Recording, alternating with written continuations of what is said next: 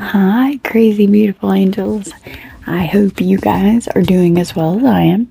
I'm doing great because I'm sitting here recording a few of these videos all right in a row. So you get to see my beautiful face look the same. I know the time has changed. It's been like 2 days, 3 days, but for me, it's been like 2 seconds. Anyway, where did I leave off? See, it's only been 2 seconds, but I forget. Oh, moving. Okay, and it being hard. So, like I told you, I was extremely smart. That wasn't the problem. My intelligence was there. It's just the reading factor and the fact that I was dyslexic didn't help either. But it also didn't help that I had these huge, nasty ass fucking buck teeth that I fucking hated. Even to this day, with a beautiful smile, I still have self-conscious issues from my childhood from that, because kids can be cruel. And I told my kids from the get-go, it don't matter how pretty you are, if you wear the nicest clothes, if you're rich, if you're kind, it doesn't matter if you are the perfect person, the walking embodiment of Jesus, it doesn't matter. Kids will find something to pick on you about because they're either jealous, misery loves company, or when you're a kid, they like you. That's what they pick on you for. But I didn't understand that as a kid. I was made fun of because I was called stupid. I had to go to the special ed class. And back then, you know how they picked you out. They were like, you, and you. Stupid class. Let's go. Well, now they didn't say stupid class, but they said, let's go to special ed. And everybody knows that's stupid class. Hello.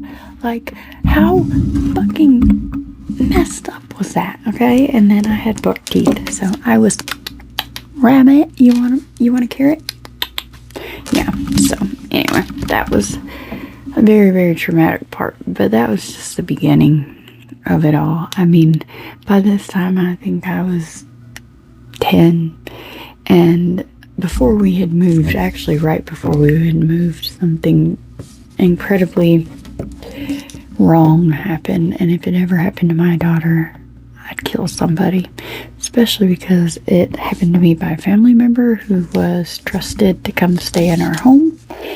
And it took me years to confront him about it because he thought I was asleep and I just pretended to be, because it was easier that way. I felt like, can't see me, I'm invisible, type of thing, and I thought it would just go away. And it didn't.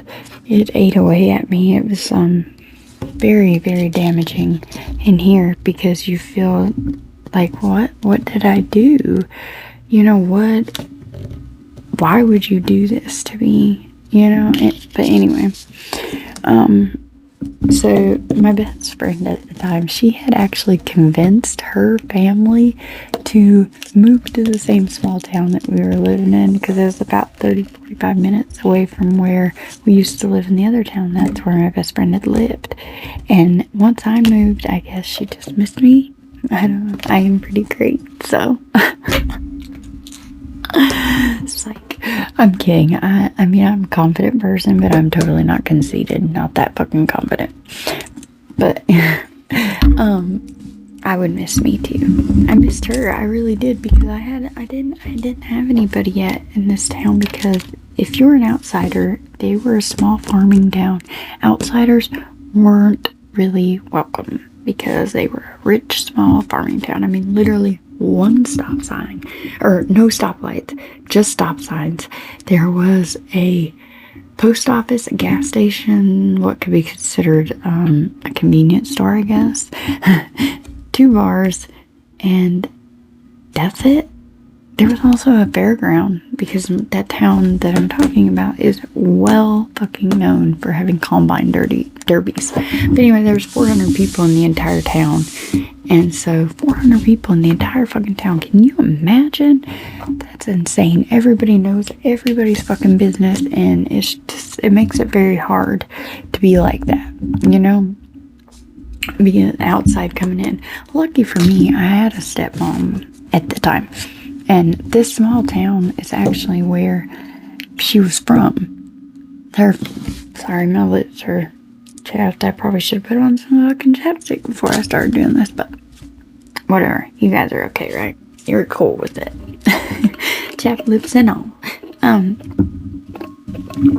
She was originally from this small town.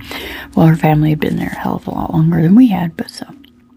Anyway, it was because of her that we moved there, because she thought that the smaller town meant better schools, and it did. It helped me a lot. It didn't fix me, but it did help me incredibly. If only it weren't for all the self-esteem issues that came along with the bullying.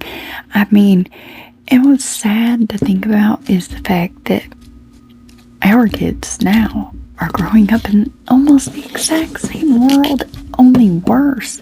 The fundamentals are still the same. Just because the times have changed does not mean the fundamentals do, because they don't.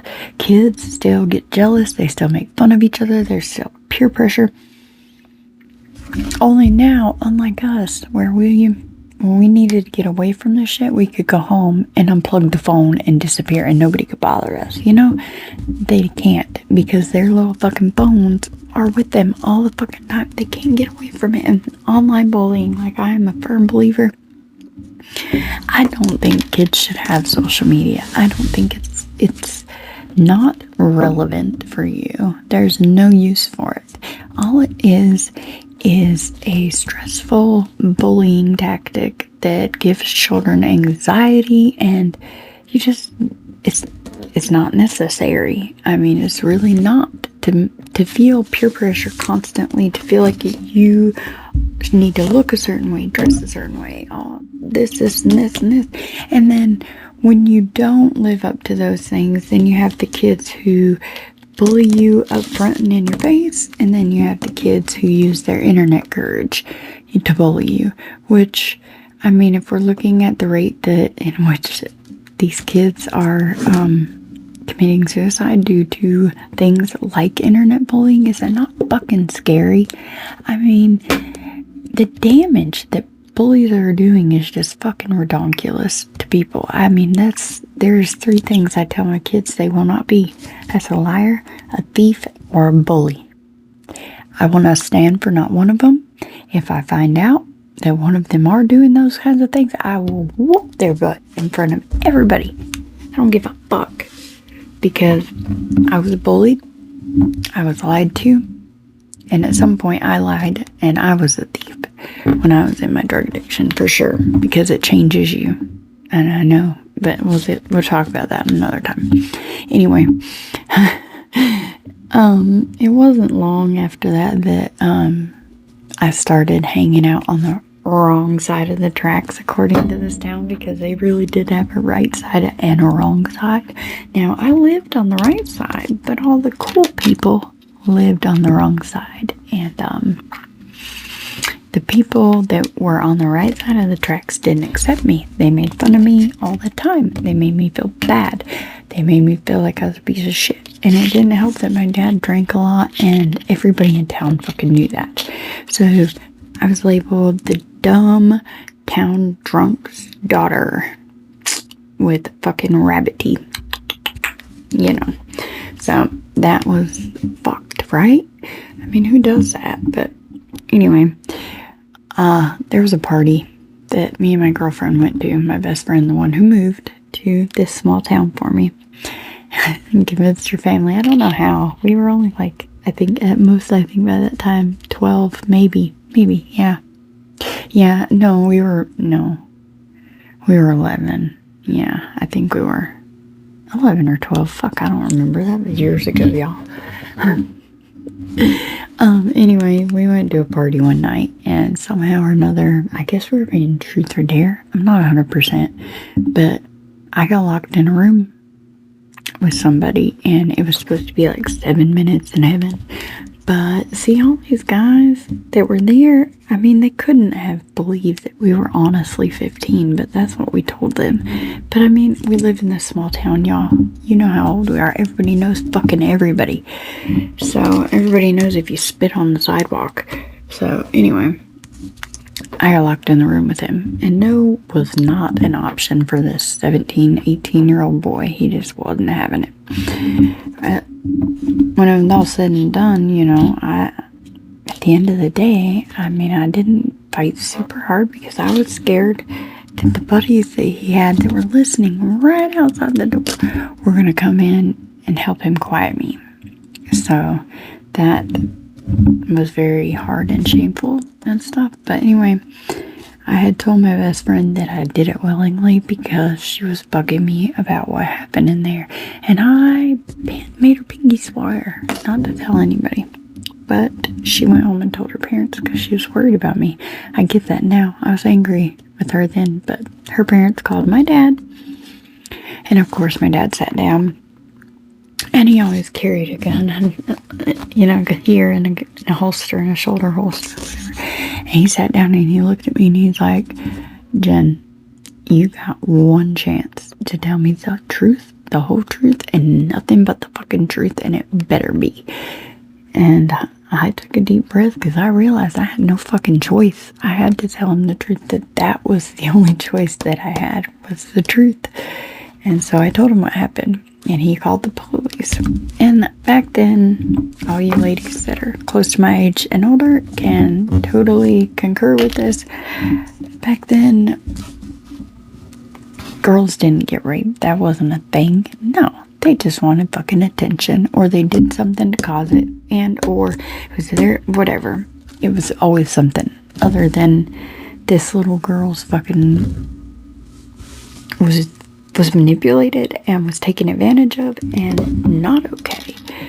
But it had been a few days by the time, you know, she had told her parents and her parents had told my dad, and my dad finally sat down to talk to me. So I had done showered so many times because of the just, you know, if you are men, I'm sorry. I know it's a bit much. And ladies, I'm pretty sure that more than 85 of you can relate to what I'm saying. And I'm sorry. And I just want you to know that no matter what, you didn't deserve what happened to you. You didn't cause it. You're not to blame. And I know that it's easier said than done. That guilt, that shame is not yours to carry. It's whoever hurt you. So let it go. Talk to somebody. Get it off of you any way you can so you don't have to carry that shame and guilt. Now, that's not the same as the trauma responses that come from that. You know, it's not the same. But just don't carry the poison around with you. You can't help the side effects that are left from trauma, I guess. So yeah, the cops came and they basically told me that there was nothing they could do because I had no proof, no rape kit, because I had taken a shower. They could take a statement. But from the way the lady cop who talked to me made it sound, oh, I'm so sorry, honey, but to me, it's just hearsay. There's no proof that any of this even happened, and if it did, that you weren't a willing participant.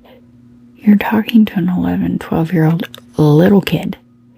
How can you fucking be a willing participant in something like that? Especially from a guy that was 17, 18. Like, fuck you, dude. So right then and there, you know, because of what happened by the family member before, and I pretended like I was asleep, so I tried to just, like it didn't happen. Just shoo, you know. And then that happening and getting that response from the police officer made me realize that you don't speak up, because then the whole town just basically thought I was a liar, and I was even more somebody not to be trifled with, because the second I got in trouble, I would throw you under the bus and it would all be lies. So I learned real quick, you either speak now or you forever fucking hold your peace. And if you speak now, you better be prepared to withstand the fucking consequences and the ramifications that come from speaking your piece. You better be okay with it. You better be ready for it. And you better fucking build a strong, thick skin to deal with the shit storm that comes if you do speak your piece. So I made a promise to myself right then and there that I would never, ever, ever be put in a situation where I was raped again. It wasn't gonna fucking happen. Not ever again. And I would never speak about it again. You know, not ever try to bring it up to get justice, nothing like that. So, and I kept those promises for the most part. Alright, ladies and gentlemen, I hope there's some gentlemen in there, because I am very much a masculine female. I love doing man shit. But I like being pretty too. And I hope that, I think I have some good advice for men too, because my daddy raised me, and I think a lot more like a guy than I do a chick. So, actually, since I've gotten older, I've just become more feminine looking, because I like being pretty now. But before that, I didn't think I was pretty enough to look pretty, so I didn't even bother. But anyway, sorry, going off on a tangent. Fucking bing bongs. Remember, thank you, and high five to you for being able to stick with me, because I know it's hard work. Trust me. Ask my husband. Alright, I'll see you next time on this crazy train. Bye, beautiful angels.